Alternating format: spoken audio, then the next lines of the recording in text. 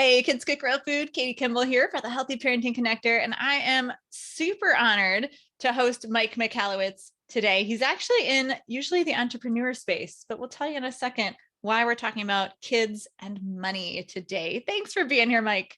Katie, thanks for having me. I appreciate this. Okay, so I'm going to read your bio, and this basically, audience, sit back, relax. This kind of reads like a storybook, basically. So just settle in. Grab a glass of wine. Or coffee, or or get ready to fall asleep. Yeah. All right. So why is Mike here? By his 35th birthday, Mike Michalowicz had founded and sold 2 multi-million-dollar companies. Confident he had the formula to success, he became a small business angel investor. If you don't know what that is, think like Shark Tank, kind of. And he proceeded to lose his entire fortune. The plot thickens. He started all over again, driven to find better ways to grow healthy, strong companies. And Mike's devoted his life to the research and delivery of innovative, impactful entrepreneurial strategies. Now, this, again, doesn't sound like a great fit for us as parents. However, because he writes about he wrote a book called Profit First and a book called Clockwork that helps people reinvent the way they run their business, save time. Now, he took Profit First, those ideas, and has now created a new book for kids with the same foundations called My Money Bunnies. So that's why he's here today. We're going to talk about a money saving system for kids and how we can basically create a foundation for, I'd say, financial literacy in our kids. Super cool. But I hate your story. It makes me stressed. I don't like that you had to lose everything. Even though I'm a proponent of failure, but like, how did you bounce back from that? I think it was a grace from a greater source. I needed that because I was so cocky. I have no stronger word than cocky, but I was so cocky because I was like, oh, I got everything figured out. I'm a genius. And I had 3 young children at the time. When I lost everything, that the pinnacle moment was, it was a 2-year decline, it was a rapid decline. I saw my bank account dwindling, but I couldn't logically or emotionally accept it, even though logically I saw it going away. Emotionally, it's like, it's going to turn. I got this. And then it was gone. My accountant said, you should declare bankruptcy. I came home to my family to tell them that we were going to lose our house. We lost it 30 days later, our possessions, our cars, because I was broke. And my daughter, she was 9 years old at the time. She ran to her bedroom. I thought she was running away from me to hide and cry because I was sobbing in front of them. She ran to her bedroom to get her piggy bank, and she came back. I'll never forget her words. She goes, "Daddy, since you can't provide for us, I'll provide for our family." And it was a devastating moment. I'm ashamed that I brought us to that point, but also and I'm so proud of her contribution or her desire to contribute. But it also planted the seed that I got to figure this out for myself. And that became the impetus behind creating a system I call Profit First, which I've used in businesses. And then enough people came to me and I realized, my gosh, we all should follow a system for better financial management. And I wanted to start with kids, including my own. And that's why I wrote this book. Well, that's amazing. Thank you. I would love to encourage all of us to learn from your failure so that hopefully we do not have to go there. Yeah. So when I got your book, there's a pretty popular 3-part system where kids like save, spend, give. And so I kind of expected that to be your book, but it's more nuanced. It's kind of a twist. Do you mind explaining the 3 money bunnies to parents? Yeah. So it has a different flavor. And what I do is I'm not educated traditionally in behavioral psychology, yet it's my biggest passion. That if we understand how our mind operates, that we can channel our behavior to get the results we want. I think many teachings are about changing who we are. And I believe that is a fundamental flaw. I think we should channel who we naturally are. Don't change ourselves, but change the environment around us to cause that behavior that we already are doing to get the results we want. So the nuanced elements is there's 3 bunnies. These are jars. So it's the jar system or envelope system where you have a source of income and you divide the money up so you know its intended use before you spend it. And that's a fundamental money principle. But what I believed is we got to channel the instant desires we have. I want, and this isn't just children, this is all of humanity. We see that shiny red car, I want that, or whatever the thing is. We also have the longer term ambitions or goals, whatever They may be, I want to own a new house as an adult, or maybe a child, I want to have that art set or whatever. And contribution to the community around us. I believe actually the biggest gift to ourselves is to give to others. And when we give to others, we feel that internal appreciation building. So the 3 bunnies, our first is the Anytime Bunny. The Anytime Bunny is about having a portion of your money set aside that anytime you have a desire, that's the money allotted for that. So I want to get a piece of candy or something with the permission of your parents. That could be used for that purpose. Then there's the Sometimes Bunny. Oh, I'm sorry, the One-Time Bunny. The one time is, one time I want to have that art set or whatever that aspiration is. One day equivalent, I want to have a house. That's the bigger savings. And the jars are in different sizes. The smallest one's the Anytime, the impromptu. The slightly larger jar is the One Time. And the biggest jar is the Sometimes. Sometimes in our lives, we'll come across others who are in need, where we can be of service to an individual or a community or a cause. And that's what that bunny is used for. When I was writing my Money Bunnies, the Sophie, who is the protagonist in the story, she's a young girl. And to me, a very real girl, at least where I grew up. Girls were skateboarding, and all the boys and the girls were doing the same stuff. So I was like, okay. And her aspiration is to have an art set because that's her passion. That's her one-time saving. But she also wants, there's any times when she wants to get ice cream or something, she has it available. But in her journey, she runs across a new friend who has who's struggling to save money. And she teaches him the system and is able to contribute not only to him, but also to Pencils of Promise, which is a really powerful community, and give. And then he starts following the system too. What I hope happens through my book or through any means, but I hope that children who master a money management process are inspired to share. And that's why I made it Bunnies. I don't think when I'm a kid, I'm so compelled to, if I have a wallet or some money in a box or something to show people like, oh, you can do this too. But I found, and I love rabbits as a kid. I used to dress as a bunny as a kid. I think something like that, where it has an animal component that we want to share and show it off. And maybe that will trigger a viral effect where more children implement a system like this. Nice. Well, and we know teaching is the best way to learn as well. So I like that you built that component in. That's right. Yeah. Well, and how fun is it that you can give away the entire plot of your book and people still should go buy your book? That's the great thing about a children's book, right? Oh, yeah, it's great. It's all about the pictures. The whole story. Fun pictures in there. Because we still need the book for our kids, and we still need the beautiful pictures and illustrations. And what surprised me, Mike, was that the biggest jar is like the giveaway. Yeah. Or like the tithe. And that surprised me because I know you use a similar system in your business. Yeah. Like, is really the biggest portion what you give away? Like, how does that work in a business? Yeah. So I don't know if I use the words giveaway, because away means loss. I think it's a contribution to the greater whole. Now, this is just my own belief. I'm not saying this is the ordained or truth, but my belief is that we're all connected in some capacity, that there's a greater connection for all of us. And that when we contribute to others, we're really contributing to ourselves. And you and I feel it instantly. When I give, I feel this wash of excitement, and it inspires me to generate more, to save more, to have that again. So it starts this upward spiral.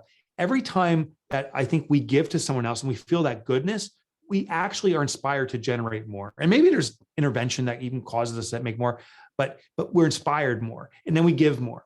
And when you give, it starts this kind of upward spiral where the receiver may also become a contributor. I'll give you an example just from my own personal life. I was traveling recently with my family, and we stayed at a Airbnb, but it was a pool where it was a condominium, so other people could share this pool, and they were all renters and stuff. And every morning I got up, I saw that there was a person on the janitorial crew that was cleaning up this common area, and she was meticulous. She was even like, if there was little shavings of grass from the clippings from the lawnmower, she was sweeping them off or picking them up and putting them away. It looked meticulous. And I told myself the last day, I'm going to go up and surprise her with a gift. the last day came and she wasn't there. It must have been her day off. I was like, oh my gosh, I missed this opportunity to give. Well, as I'm getting in the car and we're about to leave, I see her at a work table that a section they set for workers, kind of hidden away. So I start approaching her. I get out of the car, I pull over, I start approaching her, and then she's surprised, like, who's this guy coming toward me? So I'm like, oh, quickly. I was giving her a tip. I pulled money out of my pocket and led with that. That kind of squelched any concern she had, and I put it down. And I said, I just want you to know I've observed what you're doing to clean this place, and it made my experience that much better. I hope this can give you an experience that you desire. And I gave her money, and she looked up at me and she welled up and she goes, I've never experienced this. Thank you so much. And then I start welling up and I'm like, oh my gosh, the joy I had in this experience. And I also wonder if when she went home to her loved ones, if someone asked, how was your day today? And she says, you wouldn't believe what happened. And I just wonder if that will inspire her to do that for the next person. I wonder if it starts this pay it forward type of mentality. I immediately thought of that movie from my childhood, Pay It Forward. Yeah. It's probably too old for most people to even remember. That's beautiful. We talk a little bit about that similar feeling, that similar snowball effect with cooking when you serve others. Totally, right? It feels good and you want to do it more. Totally. Yeah. And giving doesn't have to be money. It can be an act of service. It can just be an act of kindness. Leaving a note for someone. There's so many ways to do it. I think this method with the money bunnies is just one mechanism of doing that. And when we give more, we actually, I believe, get more. Well, I know a lot of my audience will have that as their value as well. And so I just think it's beautiful that you made the biggest jar, the give, the help others contribute. But let's talk about where the money comes from. In the book, Sophie works very hard. She does all sorts of chores at home. She has many mini entrepreneurial ventures going on. And I'm just curious if you have a sense of whether this like hardworking entrepreneurial spirit is real or fiction in today's youth. Like, is that a goal that we need to set? That's a great question. I think it's very real. At our house, my wife and I decided with our first child, we're never going to give an allowance. You're not going to be ordained money, but everyone will have an opportunity to create money. So we had a chore list, and no one was assigned chores. You could sign up for that week and what work you wanted to do. And what was so interesting is at first the hustle mentality kicked in, and then when my older child said, what if I hire the younger ones to do the work? And it was unbelievable. He's signing up for the most dollar revenue kind of opportunities. And then he's got the other two younger ones actually doing the work. I'm like, this is unbelievable genius. And then they caught on and they started learning. And then my one daughter, she hired her friends to do the chores. I'm like, oh, this is so interesting. So my point is, I think the entrepreneurial spirit is in us all, and that we will learn through the experience, through the doing. And by setting up just a loose framework is, if you do this, you can create this kind of income. They started getting this kind of correlation. What's interesting is, as my children got older, my son was ready to buy his first car. And in our community, some of the parents, and I'm not saying this is right or wrong, but some of the parents purchased cars or got a lease for their children as a college gift or even a high school graduation. And my son's like, well, everyone else gets a car. Why aren't you doing it for us? And we're like, that's just not who we are.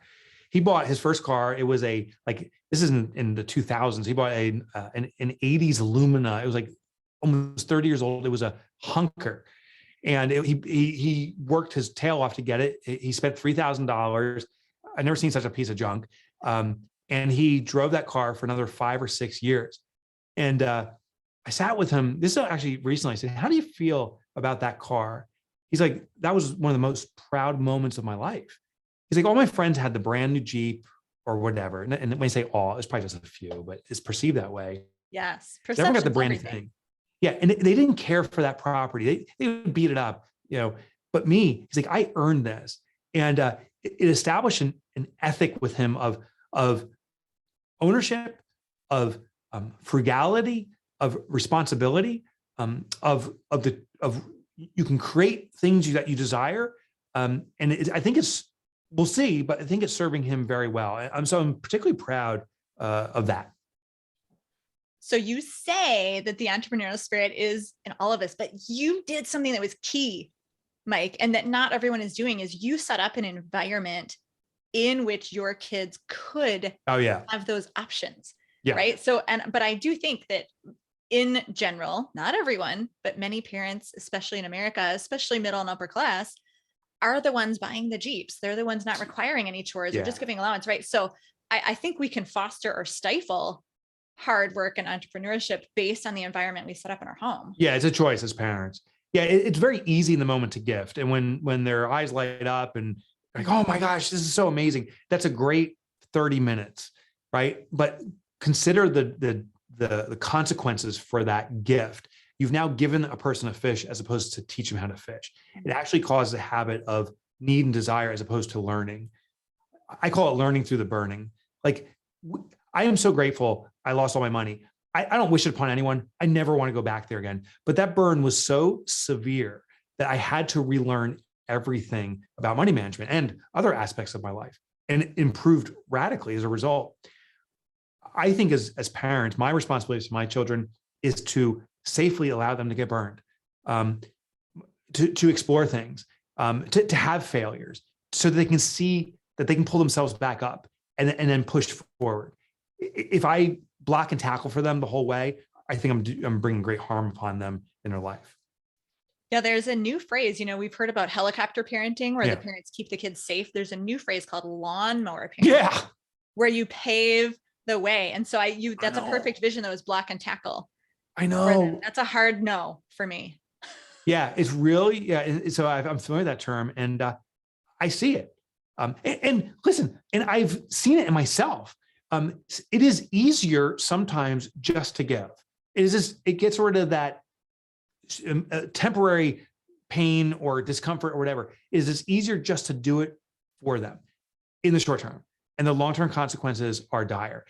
But I've fallen victim to it too. I think what's required for, at least for me, is to be really observant in the moment, say, what's the greater good? What's the real impact? So when my son's like, everyone else is getting a car, why don't you just get me a car?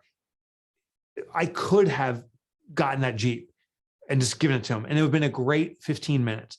But the next 15 years of his life or the rest of his life, he'd be challenged because things are gifted, as opposed to understanding that things are gained. So I try to think about the long term when I feel that compulsion just to relieve the immediate discomfort.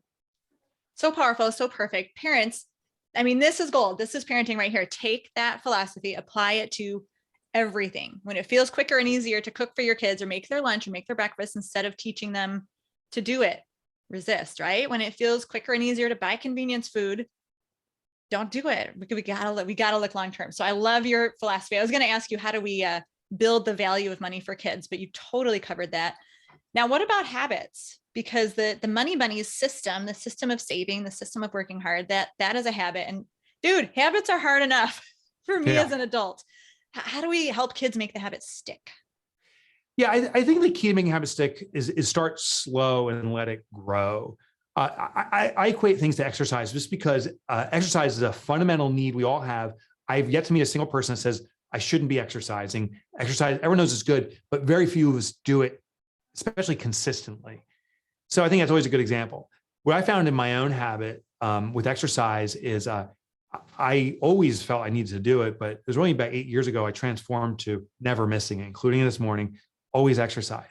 And it wasn't a mind shift saying I will always exercise now. It was a channeling of behavior. I looked at my pattern and put a little intercept in the way. I wake up in the morning, I go to the bathroom, I drink coffee. I noticed in that pattern every morning I go to the bathroom, I put my gym sneakers on top of the toilet seat. So the only way I can use the bathroom is by grabbing my gym shoes. And now I put them on my feet and the momentum kicks in. I think we can do the same thing for our children, is look at their natural pattern and then put these little intercepts there for them.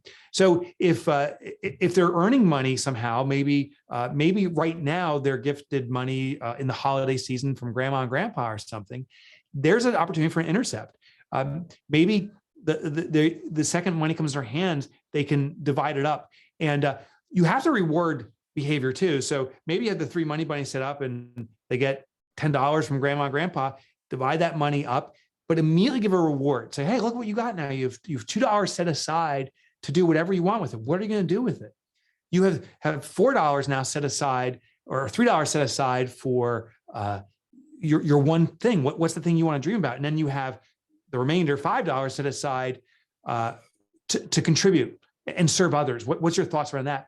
So they're getting this immediate reward mechanism, but you're starting immediately with a behavior or pattern that's already existing. Then we kind of start gaining that momentum. Then we start saying, hey, well, why don't you earn more money? We can make these bunnies grow faster. Why don't you try some chores? And you start the chore list. So start slow and let it grow is my philosophy. Beautiful. And again, so like making that plan for the kids. My kids are so funny. I have 4 of them, first grade to a junior in high school, and they don't spend anything. I can't hardly get them to spend money. They're just misers. So everyone's got their own, personality and how that works. Yeah.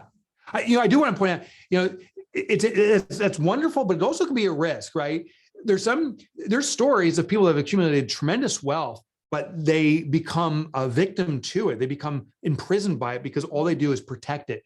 I don't know if that's necessarily good. One thing to do too is to see how people are feeling joy. There's a great saying from Susie Orman, a personal finance expert. She said, I can make you rich in one sentence. She says, the day you get more joy from savings than spending is the day you become rich. So when people are saving money, which is a wonderful thing, we just need to make sure our children are associating joy with that, as opposed to expectation or necessity from an outside force. Like I can tell my kids, you have to save, and they save, but if they're not generating joy from it, it's not going to become an ingrained habit. So I just look at, if people are saving money already, it's wonderful. But I have a conversation with my children or the people I'm working with and saying, how are you getting joy from that? What does it mean to you? Oh, I love seeing money grow. I love when I save money and I invest it or put it in the bank and there's interest. I can see more money being generated from money. Fantastic. Now we have it anchored to an emotional joy, and that habit will continue on into perpetuity. Well, that is just perfect. That's lovely. I'm already thinking of my kids. Like my daughter loves to spend money on other people. She won't buy a barrette for herself. My 16-year-old, he's like, I hate spending money, but he has expenses now. He has a very expensive saxophone that he has to make monthly payments on. It's 3 times as expensive as his car. I know. And we are the mean parents who make him pay half. He has monthly payments. And so I would say you're the extraordinary parents. I'm not trying to be a schmo here.